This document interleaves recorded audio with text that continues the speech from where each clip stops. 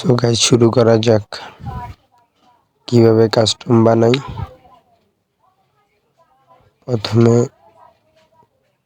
তারপর কাস্টম নামে সেটিংস এটাতে ক্লিক করবা। তারপর ক্রিয়েট নামে ক্লিক করবা। তারপর পাসওয়ার্ড সেটআপ করবা। তারপর কয়েন সেটআপ করবা।